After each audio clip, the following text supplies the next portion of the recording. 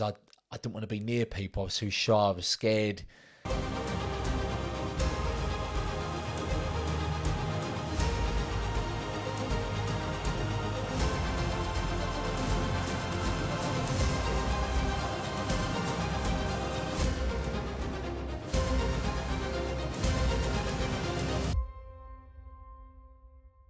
And I had your classic 70 to 200 on one body, and then the other body had a 24-70. So I was ranged from 24 mil right up to 200 mil. And most of the day, I'd stand, if you was in a room, I'd go as far as possible the other corner and zoom in with my 200 mil. And the photos were really nice, you know. Some people prefer 200 mil photos. That's their preference. I don't personally, which I'll get to in a minute. Why I do what I do at a wedding. But yeah, and it was only because, not because I liked the photos better, it was because I didn't want to be near people. I was too shy. I was scared. And that, I think most people go through that when you first start in weddings. It's a daunting thing, you know. You have to be a real extrovert. Is that the word, extrovert? To go into a wedding with 100 people that you don't know and be really comfortable and be right in the middle with them. I'm sure there is people that are like that. They're very outgoing and very confident. I'm like middle ground. But as you do more weddings, you get more confident. I knew when I first started that I wanted to be a documentary wedding photographer. That's all I cared about. If documentary wedding photography didn't exist, I wouldn't be doing what I'm doing now. It ain't me. I wouldn't enjoy it. And the whole point of me quitting my full-time reliable job, you know, and being employed and guaranteed the same pay packet every month, was to do something that I loved and enjoyed. And that was people watching and putting my street photography hobby into a wedding. So within a year, I started getting more confident, and I started more high percentage of my photos were taken with a 24mm, 35mm.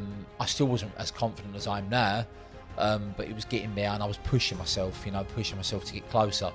And that's where I am now. You know, I don't want to go right through every year, but my approach now at a wedding is to be right in the middle of everything that's going on. So the famous quote, and it's one of the best quotes ever from Robert Capa, is if your photos aren't good enough, you're not close enough.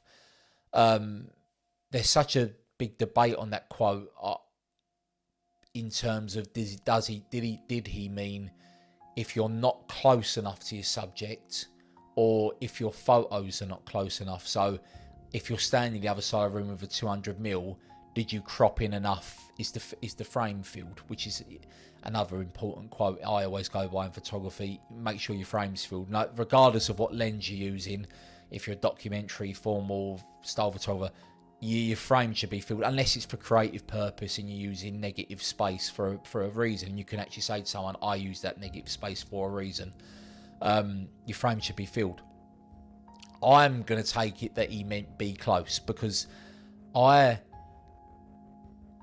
even now, if I'm shooting, say, during the ceremony, and have to be on my 85mm or 135mm is the longest lens I've got now, because I can't move around and get right on top of the couple, obviously.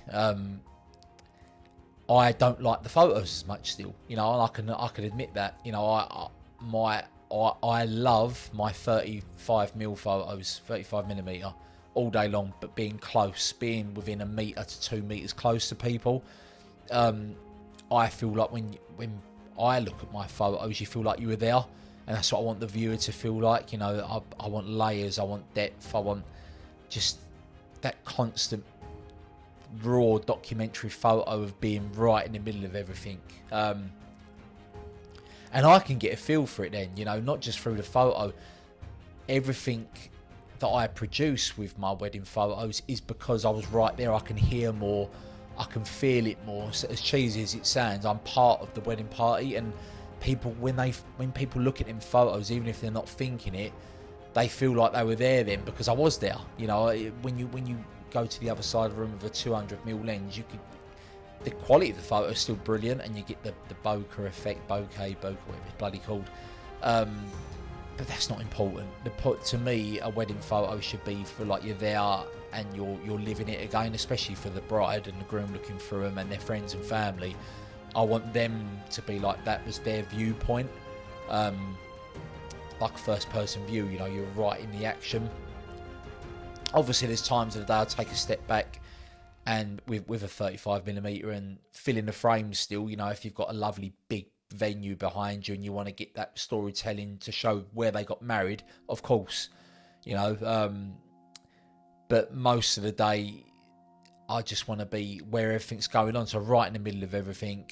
And you know, you're constantly then documenting people being people, and you can be, when you get really close to someone, that, you know, if someone's kissing, cuddling, hand on face, you know, that you can feel it more and you can, you know, and like I say, I still get plenty of candid photos with an 85mm, and even then the couple will love it. It could be their favourite photo, but I'll look at it and be like, oh, I wish that was on a 35mm. I wish I was.